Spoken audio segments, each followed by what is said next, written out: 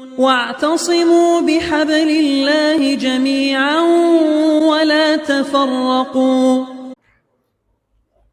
السلام عليكم ورحمة الله وبركاته. إن الحمد لله تعالى نحمده ونستعينه ونستغفره ونعوذ بالله من شرور أنفسنا وسيئات أعمالنا.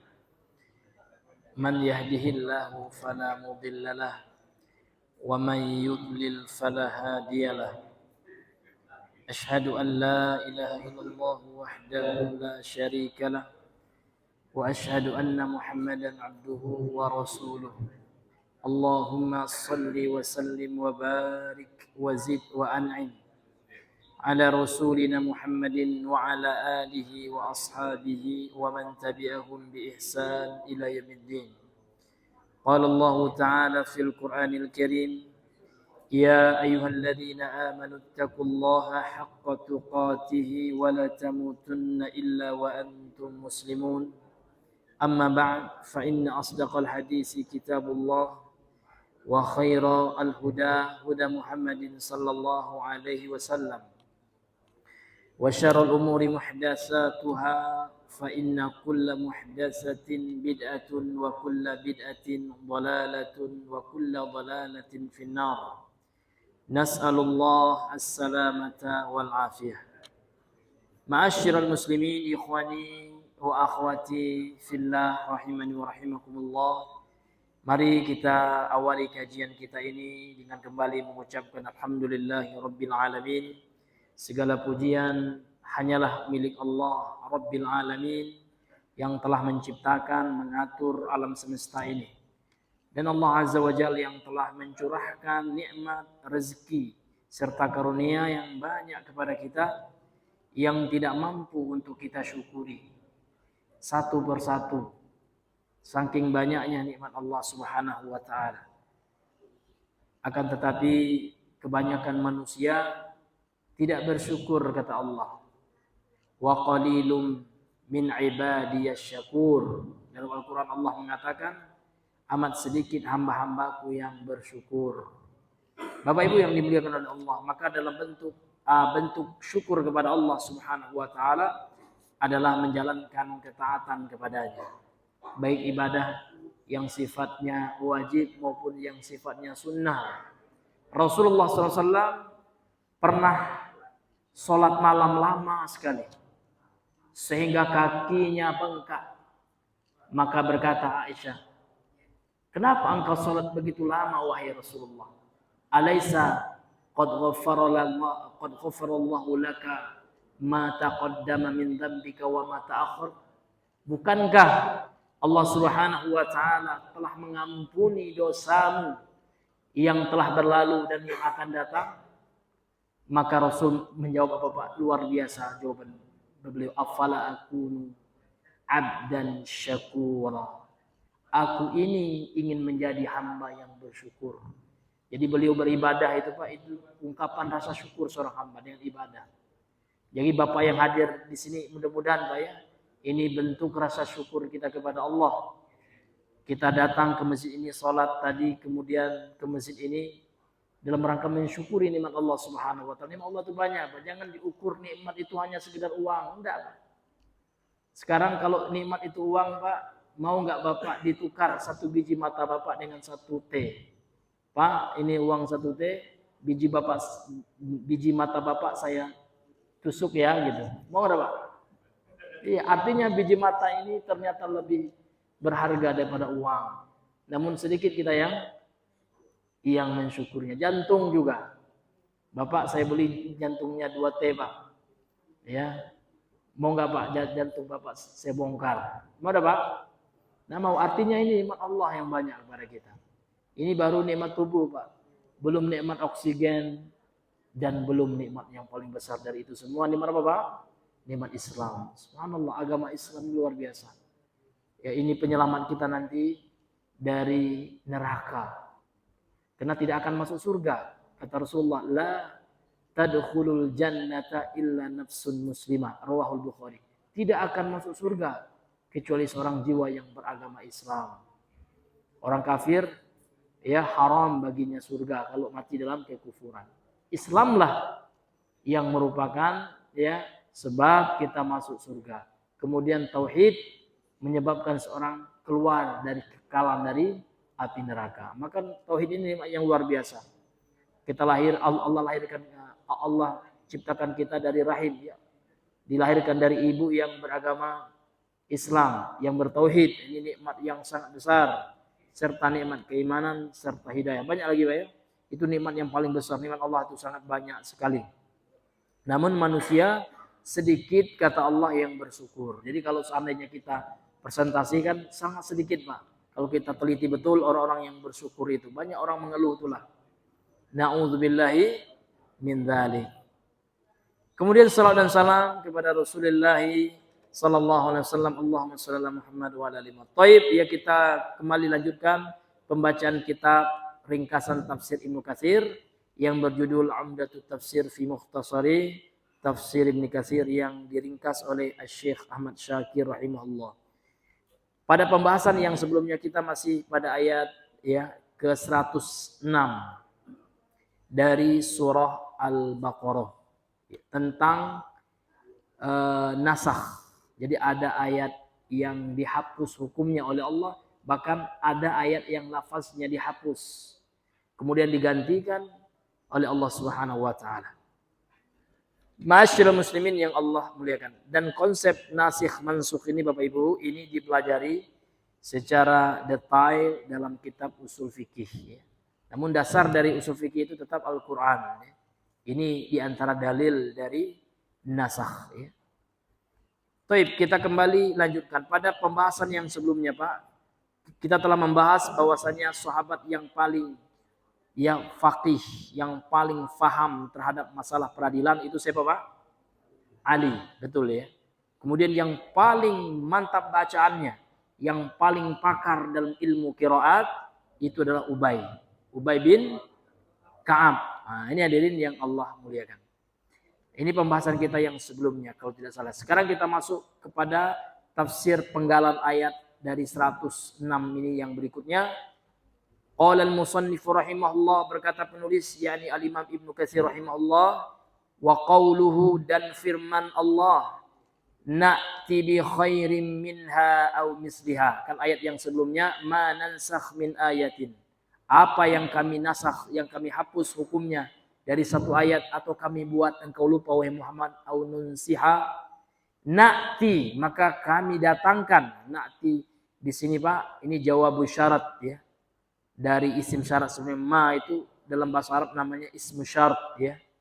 Dia fungsinya adalah sebagai amil jazm. Nah, ini kita pelajari dalam nahwu, Pak, ya. Kita nggak bahas nahwu sekarang, ya. Jadi kita katakan ini adalah bentuk jawaban dari statement yang sebelumnya. Na'ti bi khairin minha, maka akan kami datangkan yang paling baik dari ayat yang telah dihapus sebelumnya itu, atau misliha, atau yang semisal dengan ayat tersebut. Bapak Ibu yang dimuliakan oleh Allah, banyak sekali dalam Al-Quran dan Sunnah itu polanya sama, Pak. Ini kan polanya ada isim syarat, ya, kemudian ada fi'il syarat, kemudian ada jawabannya, Pak. Nah, dalam hadis pun ada yang sama polanya, walaupun isinya beda, Pak, ya. Polanya sama, seperti hadis yang sering kita sampaikan, ya, hadis dalam Sahih Al-Bukhari, ya. Kata Rasulullah sallallahu alaihi wasallam, man yuridillahu bihi khairan yufaqihu fiddin. Ini polanya sama. Di mana taunya kita sama, Pak? Nah, ini dalam sisi ilmu bahasa, dalam ilmu linguistik, ya, dalam ilmu bahasa Arab. Man di situ juga isim syarat sama dengan ma. Ya, setelahnya ada fi'il syarat. Man yurid, Allahu. Artinya barang siapa, diterjemahkan dengan kata barang siapa misalnya. Ya, barang siapa, ya, yang syaratnya Allah berikan, ya, kebaikan pada dirinya, maka ada jawabannya, Pak. Yufaqihu fiddin. Ini jawabannya. Maka Allah akan pahamkan dia tentang agama. Artinya syarat seseorang itu mendapatkan kebaikan dari Allah, syaratnya apa, Pak? Paham terhadap agama. Jadi orang yang Allah inginkan kebaikan itu Pak, syaratnya adalah orang yang faham terhadap agama. Kapan orang itu dikatakan faham terhadap agama? Punya ilmu. Kapan orang dikatakan berilmu Pak? Dijelaskan oleh ulama, ilmu itu adalah ma'rifatul haqq bidalilih. Catat Pak ya. Yang dikatakan ilmu itu adalah orang tahu kebenaran. Ma'rifatul haqq. Ma'rifat itu mengenal, mengetahui al-haq, kebenaran. Ingat bidalilih, dengan dalilnya. Yang dalil itu Pak Al-Quran, Sunnah, Ijma'. Yang masuk nanti analogi, kias. Namun dalil primer itu sepakat ulama, Al-Quran dan Sunnah. Itu baru dikatakan orang itu berilmu Pak. Tapi kalau orang hanya sebatas mengatakan kata Ustadz, si A begini Ustadz, nah, itu belum berilmu. Itu namanya muqallid. Ya. Pelaku taklid. Taklid itu artinya Pak, seseorang mengambil suatu pendapat tanpa mengetahui dalilnya. Makanya Ustadzuna rahimahullah, ya, guru kita ya, Ustadz Yazid sering sekali menegaskan ya, dalilnya mana. Ini betul Pak, memang seperti itu kaidahnya dalam beragama ya. Harus kita itu bertanya tentang dalil. Jangan kita makan mentah-mentah kata Ustadz. Walaupun Ustadznya LCMA siapapun Pak, jangan kita memandang kebenaran itu dengan detail. Tidak boleh. Imam Syafi'i dia kata detailnya, ya kan? Syekh bin Baz Pak. Syekh bin Baz itu rektor UIM yang pertama. Universitas Islam Madinah pertama itu Syekh bin Baz. Tidak ada gelar sama sekali. Dia kata doktornya, dia kata profesornya gitu. Dan ulama sebelum beliau, ulama tabi'in, Imam Asy-Syafi'i, Imam Abu Hanifah, Imam Ahmad bin Hambal, Imam Malik bin Anas, dia kata Pak detailnya. Ya, karena ada kaidah di kalangan para ulama kita Pak, al-haqqu la yu'rafu birrijal. Kebenaran itu tidak dikenal dengan ketokohan. Enggak. Namun seorang tokoh itu dikenal karena dia membawa kebenaran. Seorang itu dikenal seperti Imam Syafi'i. Kenapa Imam Syafi'i itu sampai terkenal Pak? Karena beliau mengajarkan ilmu yang luar biasa. Ilmunya banyak. Kebenaran yang beliau sampaikan. Sampai Imam Syafi'i itu Pak diberi gelar oleh muridnya, oleh ulama yang sejawat dengan beliau sebagai Nasirus Sunnah. Jadi Imam Syafi'i itu adalah pembelanya sunnah. Ya. Ini luar biasa Imam Syafi'i Pak. Bapak Ibu yang dimuliakan oleh Allah Subhanahu wa taala. Jadi kita ya belajar ilmu agama ini supaya tahu Pak, kita tahu suatu hukum dalam agama ini Pak. Tahu kita dalilnya. Walaupun kita tidak hafal, yang penting kita ya paham. Karena kalau kita hafal itu tentu plus, supaya ada nilai plusnya. Yang penting kita paham. Makanya dalam manhaj salaf ini Pak, seorang muslim itu sangat diajarkan untuk bertanya dalil. Ya. Tidak boleh kita taklid saja. Apa kata Kiai udah, ya kan?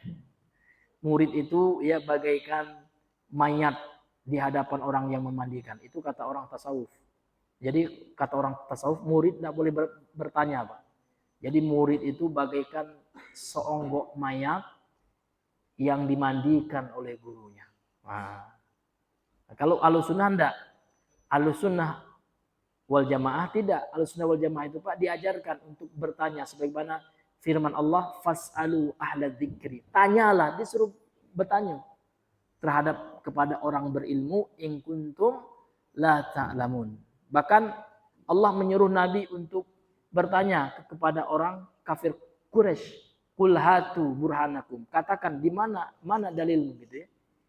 Disuruh minta dalil. Nah, maka minta dalil itu Pak diperintahkan dalam agama kita. Ya, dalilnya apa Pak kan gitu. Boleh Pak. Nah, ini hadirin yang Allah muliakan. Karena ada sekarang Pak pemahaman tidak boleh kita tanya dalil, dah makan be gitu ya. Tidak usah nanya-nanya dalil. Nah, ini pembodohan, ya Pak ya. Kita tidak diajarkan cerdik itu Pak. Kita diajarkan, mohon maaf ya, bagaikan diumpamakan seekor lembu yang dicolok hidungnya. Nah, kemana dibawa oleh pengembalanya, ke situ juga dia pergi. Kan gitu kan? Nah, dielo ke kanan, nah, pai ke kanannya. Dielo ke kiri pula dia kan gitu. Tidak mau dia bertanya. Ya tidak mau dia mempertanyakan ini benar atau tidak. Nah, ini hadirin yang Allah muliakan. Sekarang Pak zamannya sekarang teknologi sudah luar biasa. Kalau Al-Quran pas tinggal ketik ada aplikasi Al-Quran digital. Hadis sekarang banyak juga aplikasi hadis, Pak. Kalau zaman dulu mungkin orang akan mencari satu-satu. Jadi kita ingin mengecek suatu hal yang valid atau tidak valid, sekarang lebih gampang dengan memanfaatkan kecanggihan teknologi yang ada ini. Maka jangan pernah Pak kita menjadi orang yang tidak kritis dalam agama ini. Harus. Ini Bapak Ibu yang dimuliakan oleh Allah Subhanahu wa taala. Maka tidak boleh lagi kita kata ustadz itu gitu ya. Sementara kita mampu untuk memahami apa dalil ustadz itu, argumentasinya apa, alasannya. Jangan kita katakan kata ustadz Sipulan lagi. Enggak, tapi kata ustadz Sipulan berdasarkan dalil ini, alasannya seperti itu, baru boleh. Itu namanya muttabi', ya. Jadi tingkatan manusia ini Pak sering kami sampaikan sebagaimana yang dijelaskan oleh para ulama kita, terutama ulama usul fikih ya. Jadi manusia ini Pak tingkatannya ada 3 dalam memahami dalil. Yang pertama ada mujtahid. Mujtahid itu Pak orang yang sudah memiliki perangkat alat untuk berijtihad ya. Artinya dia sudah menguasai bahasa Arab dan cabang-cabangnya, kemudian menguasai usul fikih, menguasai ulumul Quran, ulumul hadis ya kan. Kemudian dia juga menguasai tafsir gitu ya, kaidah-kaidah dalam tafsir gitu. Maka dia mampu untuk langsung beristinbat atau mengambil kesimpulan hukum dari Al-Quran. Itu namanya mujtahid mutlak. Dan jarang zaman sekarang. Hampir susah untuk mencapai derajat mujtahid itu Pak. Kemudian ada yang kedua Pak. Dia bukan mujtahid, belum mencapai level mujtahid. Akan tetapi dia memahami setiap argumentasi, alasan atau dalil seorang ulama ketika mengatakan pendapatku seperti ini, dalilku seperti tahu, paham dia dalilnya. Ini namanya Pak muttabi'. Apa namanya Pak? Muttabi'. Level yang ketiga ini mujtahid, muqallid. Muqallid ini Pak dia hanya mengambil pendapat seorang ulama tanpa tahu dalilnya. Itu muqallid. Dan muqallid ini ya ulama mengatakan di antaranya Syekhul Islam Ibnu Taimiyah, hukum asalnya tidak boleh Pak. Karena seseorang dalam Islam itu wajib belajar. Hukum belajar itu hukumnya wajib, sehingga tidak boleh hanya mengambil pendapat saja tanpa tahu alasannya. Kecuali dia dalam keadaan darurat. Orang yang berkebutuhan khusus Pak, dia nggak bisa baca tulis. Macam mana nak paham dalil, coba tidak bisa Pak gitu ya. Sekarang kan kita nggak ada yang buta huruf. Ya Pak ya, kita minimal bisa membaca terjemahan lah. Walaupun mohon maaf ya mungkin ada yang nggak bisa baca, membaca bahasa Arab gitu Pak ya, karena memang kita butuh belajar kan gitu. Tapi kita sekarang sudah lengkap ya terjemahan. Dan terjemahan itu Pak itu penting juga untuk apa Pak? Untuk kita bisa paham. Kalau kita nggak bisa bahasa Arab langsung macam mana paham kita Pak. Nanti beruban kita ya. Cepat beruban kita Pak. Habis itu rontok ya kan memahami sesuatu yang tidak kita paham, karena butuh memang waktu untuk memahami bahasa Arab itu Pak ya. Butuh step by step ya. Butuh tahapan-tahapan yang mesti kita lewatkan. Ya, baru bisa, dan butuh latihan juga. Ini hadirin Allah muliakan. Artinya Pak, dalam Islam ini tidak boleh kita taklid. Ya, taklid itu hanya mengikut saja tanpa mempelajari alasan dan argumentasi dari pendapat yang kita ikuti itu. Maka kita tujuannya belajar untuk apa Pak? Untuk membebaskan diri kita dari taklid itu. Bapak Ibu yang Allah muliakan, kembali kita kepada pembahasan kita. Ya. Jadi firman Allah Subhanahu wa taala, na'ti bi khairin minha aw misliha. Ai fil hukmi. Kami akan datangkan yang terbaik minha darinya, dari ayat yang telah dinasakh atau yang dihapus sebelumnya. Ai yaitu kata beliau fil hukmi, dalam hukum. Jadi ada hukum yang telah dimansukh ya, yang telah dihapus hukumnya. Maka akan didatangkan dengan yang terbaik darinya. Atau yang semisal kan gitu. Bin nisbati ila maslahatil mukallafin, berdasarkan kepada kebaikan orang-orang yang dibebankan syariat. Kita ini mukallaf namanya Pak ya. Mukallaf itu artinya Pak, orang yang telah diberikan beban syariat. Seperti hukum ya, sudah dihukumi wajib kalau ibadah-ibadah yang wajib. Karena ada namanya dalam ilmu usul fikih itu Pak, hukum taklifi. Hukum orang yang diberikan beban itu ada 5. Ada wajib, kemudian ada apa Pak? Ada sunnah, mubah, haram, makruh. Ada 5. Ini namanya al-ahkam al-khamsah. 5 hukum taklifi namanya. Hukum orang yang diberikan beban dalam menjalankan syariat. Ada hukum suatu ibadah itu wajib. Wajib dilakukan. Ada yang wajib ditinggalkan. Haram dilakukan, itu namanya hukum haram. Lawan dari wajib. Kemudian ada sesuatu itu yang harus kita lakukan. Tapi kata ulama usul fikih tidak begitu ditekankan. Artinya orang yang meninggalkannya tidak diancam dengan dosa seperti wajib. Itu namanya sunnah. Namun sunnah dalam tinjau ilmu fikih. Lawan dari wajib. Nah, ini Bapak Ibu yang dimuliakan oleh Allah Subhanahu wa taala. Jadi Allah menasakh atau menghapus hukum itu Pak berdasarkan kemaslahatan kita. Makhluk yang Allah bebankan syariat. Jadi ketika Allah menghapus sebuah hukum dalam Al-Quran itu pasti ada maslahatnya. Tidak asal hapus saja Pak ya. Karena Allah itu Pak punya nama hakim. Hakim itu artinya maha bijaksana. Bijaksana itu artinya adil Pak. Allah memberikan suatu ayat kepada kita, menurunkan suatu ayat itu pasti ada kemaslahatan bagi kita. Dan sesuatu yang mampu kita lakukan. Contoh Allah mewajibkan kita sholat. Karena Allah tahu sholat itu mampu kita lakukan. Namun kebanyakan kita malas. Kan itu kan. Nah, karena kalau kesananya kita baca penelitian para sarjana agama yang meneliti tentang berapa persen ya umat Islam yang sekarang 98% lebih ya di Indonesia ini Pak, yang tadinya 99 sekarang sudah menurun ya jumlah kita.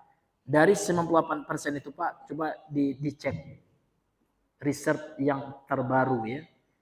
Kalau dari tahun 2023 saya pernah lihat itu yang melakukan risetnya lembaga apa namanya itu, lembaga Masjid Indonesia lah gitu ya. Iya. Itu yang sholat Pak itu tidak sampai 50% dari umat Islam di Indonesia ini yang sholat. KTP-nya aja yang Islam Pak ya. Iya. Yang sholat tidak sampai ini. Coba lihat di Google. Ada itu. Ya, berapa persen umat Islam itu yang sholat sekarang. Nah, itu memang ada Pak, penelitian itu memang. Nah, ini hadirin yang dimuliakan oleh Allah. Ini menunjukkan ya bahwasanya ya manusia itu memang betul kata Allah banyak yang tidak bersyukur. Tanda tidak bersyukur itu tidak sholat. Itu tanda yang pasti Pak. Yang jelas itu. Bapak Ibu yang dimuliakan oleh Allah, kembali kita kepada pembahasan kita. Kemudian kata beliau, kata Imam Ibnu Katsir di sini, waqala Abul Aliyah, berkata al-Imam Abul Aliyah, ini ulama tabi'in, ulama tafsir. Ma nansakh min ayatin, tidaklah kami ya menasakh atau menghapus hukum satu ayat. Maknanya adalah kata beliau, fala na'mal biha. Kami tidak mengamalkan ayat itu. Artinya ayat yang telah dihapuskan memang nggak boleh kita amalkan. Seperti ya dahulu Pak, hukum mut'ah, hukum nikah mut'ah di awal Islam itu boleh. Namun kebolehannya telah dimansuh, telah dihapus.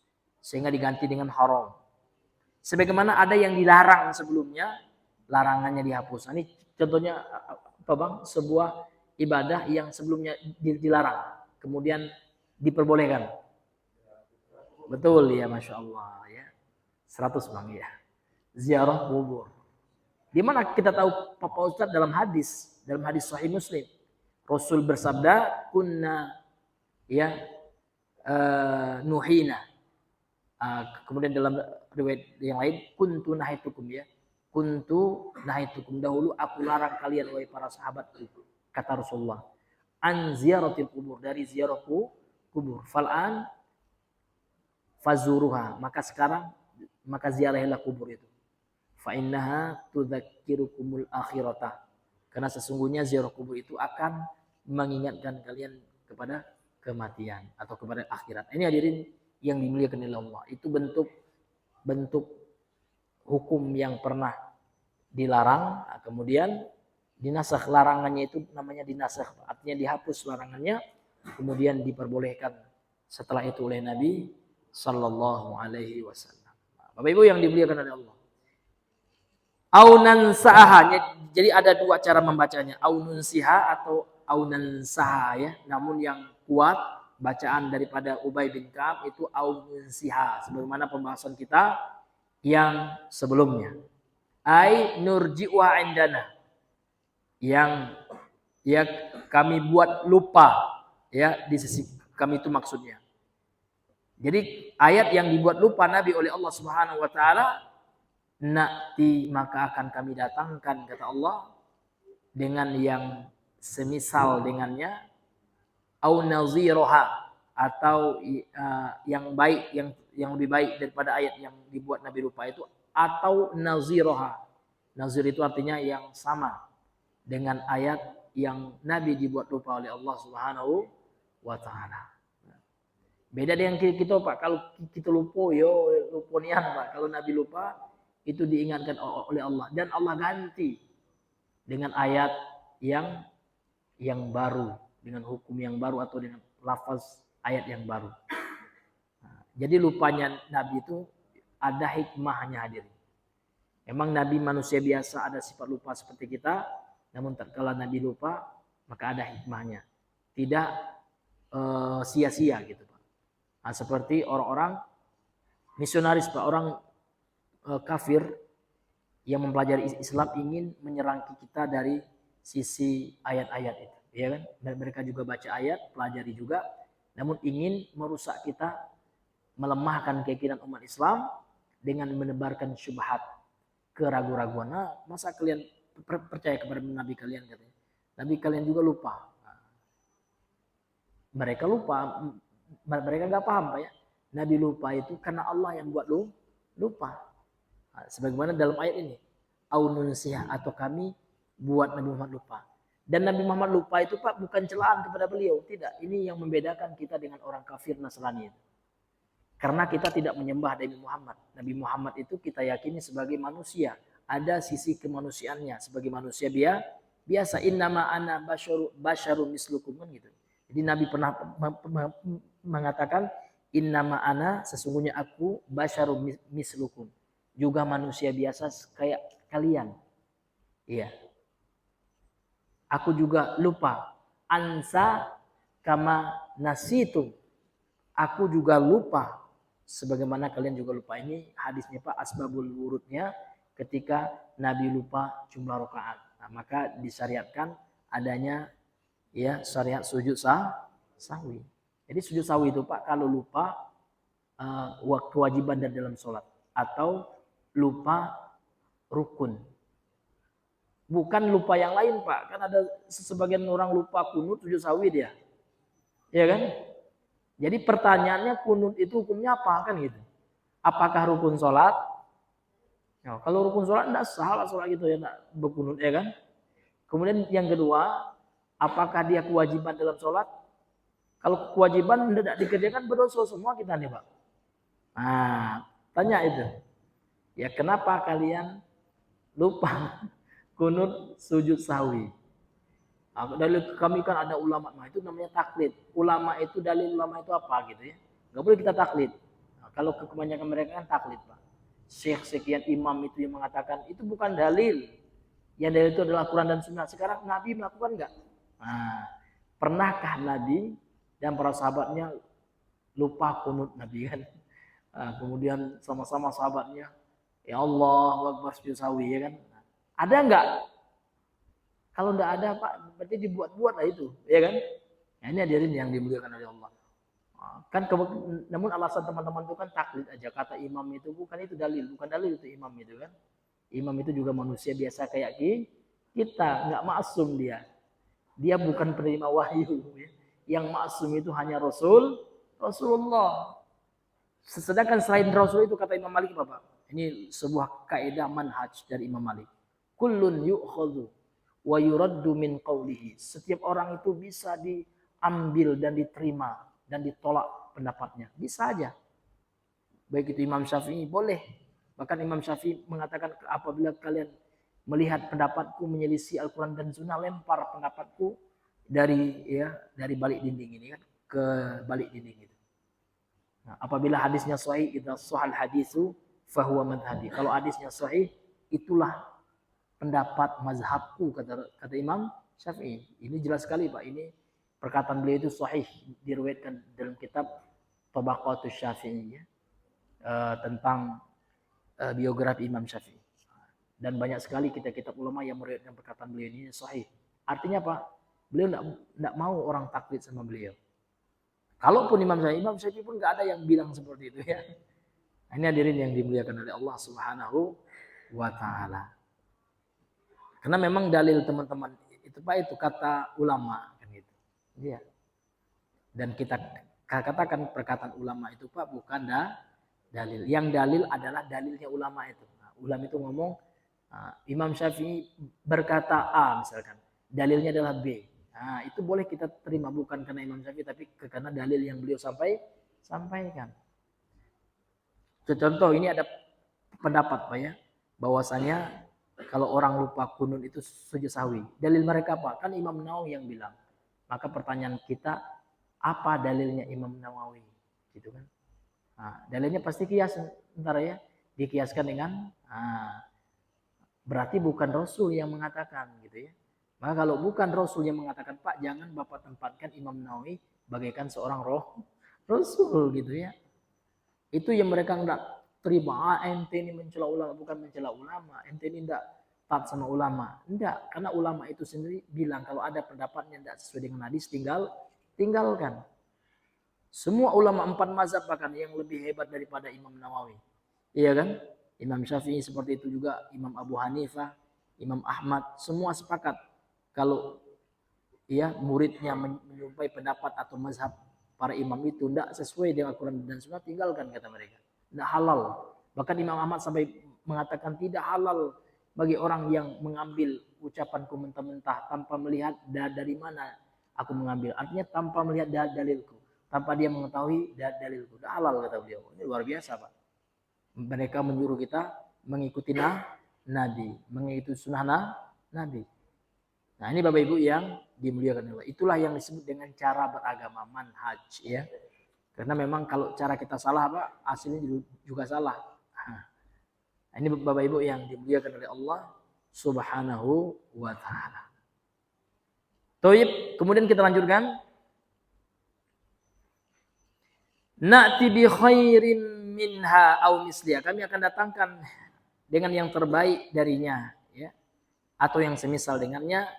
Yaqulu, Allah Subhanahu wa taala mengatakan dalam ayat ini, kata Imam Ibnu Katsir, ayatun fiha takhfifun fiha rukhsatun. Jadi dalam ayat Al-Qur'an itu Pak, dalam nasikh mansukh itu ya, dalam hukum yang dihapus itu Pak, di dalamnya terdapat takhfif. Takhfif itu artinya keringanan.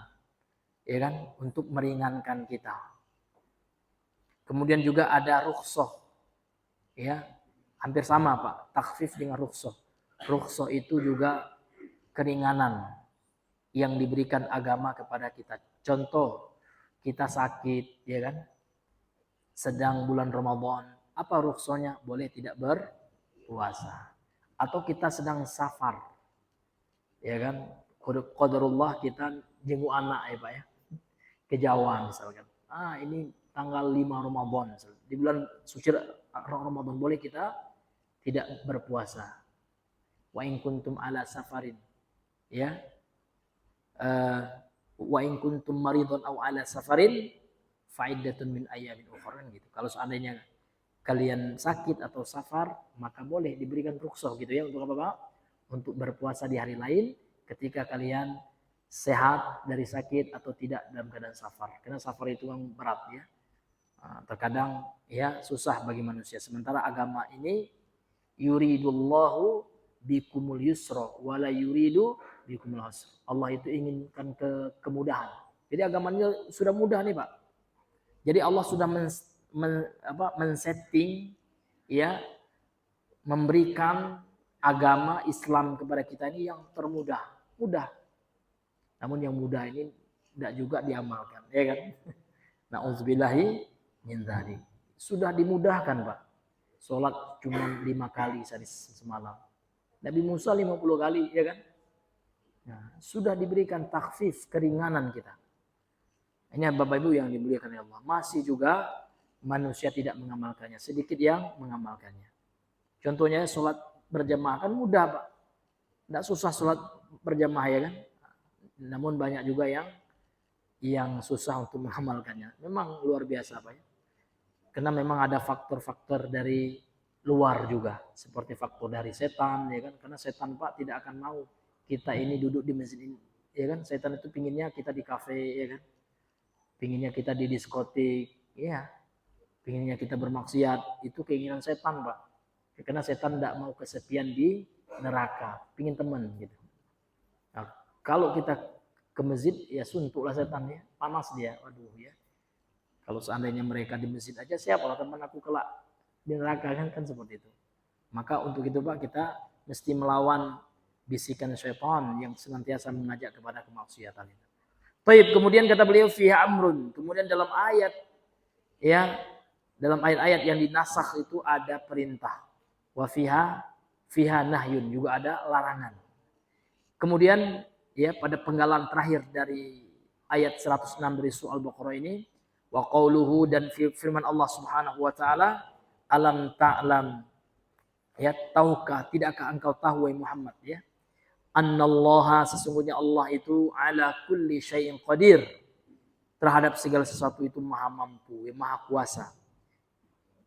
Alam ta'lam, tidakkah engkau tahu, annallaha sesungguhnya Allah itu lahu mulkus samawati wal ard, baginya lah kerajaan langit dan bumi.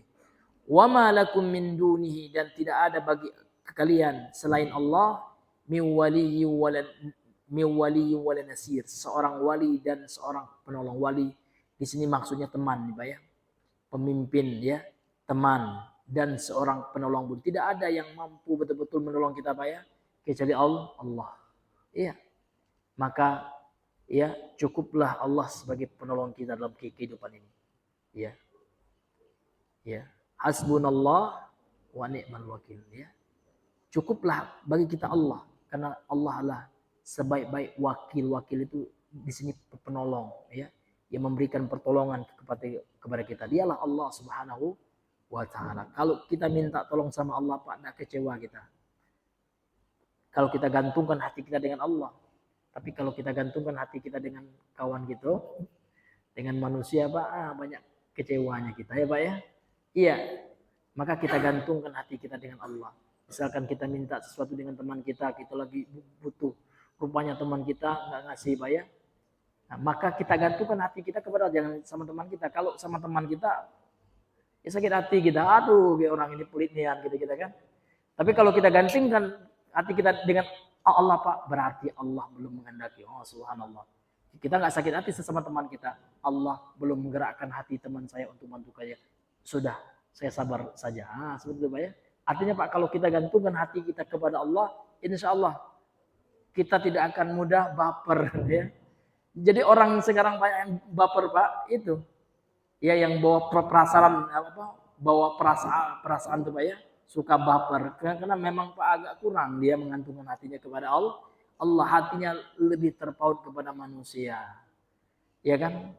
Nah, disinggung sedikit dengan temannya, dia marah minta ampun, ya kan? Nah, kalau dia melihat itu sebagai ujian Pak ya, mungkin Allah lagi menguji kesabaran kita gitu ya. Dengan teman kita yang bawel, dengan teman kita yang julid, ya kan? Yang istilah anak muda sekarang ini, yang toksik. Kan ada juga ya teman yang ngomongnya itu nggak nengok-nengok perasaan orang gitu ya, asal ngerocos saja. Tapi kalau kita melihat dengan mata kebijaksanaan Pak, dia boleh jadi Allah ingin uji kesabaran kita gitu ya.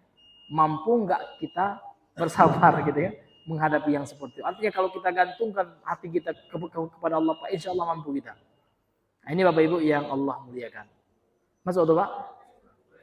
Bang? Lah masuk belum? Oh ya. Habisnya lama Pak. Iya. Iya. Baik. Jadi kemudian kata beliau, yursyidu ta'ala bihadza, Allah Subhanahu wa taala dengan ayat ini Pak ya, dengan penggalan dari surah Al-Baqarah 106 ini ingin memberikan bimbingan, ya, pengarahan kepada kita, annahu al-mutasarrif. Sesungguhnya Allah itu adalah yang mengatur alam semesta ini. Kan itu maksudnya annallaha lahu mulkus samawati wal ard. Sesungguhnya bagi Allah lah kerajaan langit dan bumi. Maksudnya apa?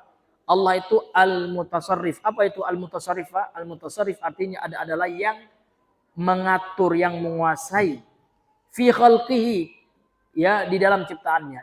Jadi ciptaan Allah langit dan bumi ini, Pak, semuanya ini mutlak dalam kekuasaan dan pengaturan Allah Subhanahu wa taala, dan Allah mengaturnya bima yasha, sesuai dengan apa yang Allah kehendaki. Allah pingin satu hari itu 24 jam, itu kehendak Allah, Pak. Nah, kalau orang ateis kan nggak bisa melihat itu, Pak, karena mereka nggak yakin dengan Tuhan. Bencana alam itu, Pak, orang ateis hanya melihat itu hanya sebatas fenomena alam. Tapi kalau orang beriman enggak, di situ ada hikmahnya. Kenapa nggak hujan-hujan, ya? Ini ada hikmahnya. Maka kalau kita kembali kepada syariat, kepada hadis Nabi, Pak, di antara sebab bencana itu termasuk ditahannya hujan itu, Pak, karena kemaksiatan. Ya. Karena kemaksiatan yang adanya tsunami gitu, ya. Ada kemaksiatan yang terjadi sehingga Allah Subhanahu wa taala ingin memberikan kepada kita teguran, gitu kan? Dan Allah Subhanahu wa taala dengan bencana itu ingin juga menghapus dosa kita, karena ketika orang itu sabar diberikan bencana oleh Allah, sabar dia, ya kan? Kemudian dia menerima ridho terhadap bencana musibah yang Allah berikan itu, Pak, maka ini akan menjadi sebab Allah mengampuni dosanya. Ini hadirin, ada semuanya hikmahnya, Pak, dari apa yang Allah timpakan kepada kita. Maka dari penciptaan langit dan bumi itu, Pak, maka Allah menyuruh kita untuk tafakur. Tafakur itu artinya kita memikirkan, subhanallah, memang betul luar biasa, memang betul agung Allah ini. Allah telah menciptakan bagi kita langit dan bumi ini, Pak. Allah menciptakan tata surya, matahari yang besar. Jadi matahari, Pak, tidak pernah absen, ya. Tidak pernah telat untuk terbit, Pak. Kalau sempat matahari itu telat, Pak, seminggu tidak muncul-muncul. Mati semua kita. Ya kan? Kita tidak akan bisa menghirup oksigen. Karena oksigen itu kan dari tumbuhan. Tumbuhan itu menghasilkan oksigen setelah proses fotosintesis. Fotosintesis butuh sinar matahari. Mati kita semua, Pak. Kalau cuti matahari tidak terbit selama sepekan. Coba kita bayangkan nikmat matahari saja. Subhanallah. Maka nikmat Allah mana lagi yang kita dustakan. Maka jangan kita membayangkan, memikirkan, menganggap bahwasanya nikmat Allah itu hanya seputar duit-duit. Tidak, banyak nikmat Allah yang lain. Kita sekarang sehat, Pak. Bayangkan kalau kita sakit kayak teman kita yang ada yang stroke, ya, Pak, ya. Ada yang koma, ada juga orang yang kecelakaan, Pak, koma puluhan tahun. Ada itu yang anak salah satu sepupunya Raja Salman, tapi beberapa bulan yang lalu dikabarkan meninggal. Dia itu sudah koma puluhan tahun, Pak. Ya, lama sekali koma tapi masih hidup. Artinya detak jantungnya itu masih terdeteksi gitu. Nah, bayangkan kita, alhamdulillah kita sehat, ya kan? Ini nikmat luar biasa ini, hadirin yang Allah muliakan. Maka untuk itu, Bapak Ibu yang dimuliakan oleh Allah Subhanahu wa taala, maka yang kita ambil pelajaran dari penggalan hadis ini, Pak, alam ta'ala anallahu ala kulli syai'in qadir, ya kita meski ya mentadaburi, merenungkan bagaimana kekuasaan Allah. Allah Maha Kuasa, Allah yang telah menciptakan kita, menciptakan alam semesta ini untuk apa, Pak?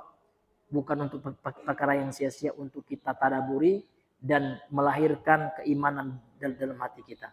Ya, alam semesta ini, Pak, ini memberikan kepada kita nilai-nilai keimanan. Kalau seandainya, Pak, melihat matahari, ya kan, melihat perubahan siang dan malam, tidak bertambah iman kita, itulah menjadi masalah dan PR bagi kita. Karena alam semesta ini kalau kita tadaburi, Pak, akan menimbulkan ya rasa iman kita kepada Allah, sehingga kita bersyukur dengan nikmat Allah Subhanahu wa taala dan tidak merasa atau tidak banyak mengeluh. Nah, ini hadirin yang dimuliakan oleh Allah Azza wa Jalla. Baik, Bapak Ibu yang dimuliakan oleh Allah Subhanahu wa taala, ya kita cukupkan dulu sampai di sini pembahasan kita. Mudah-mudahan yang singkat ini bisa bermanfaat kepada kita semua serta menambah iman kita. Ya, ini yang paling penting, Pak ya. Jadi pada setiap pengajian itu mudah-mudahan menambah iman kita. Itu yang dikatakan ilmu yang bermanfaat. Jadi ilmu yang bermanfaat itu Bapak Ibu, ilmu yang menambahkan iman. Ya, ini Bapak Ibu yang dimuliakan oleh Allah Azza wa Jalla. Subhanakallahumma bihamdika asyhadu an la ilaha illa anta astaghfiruka wa atubu ilaik. Assalamualaikum warahmatullahi wabarakatuh.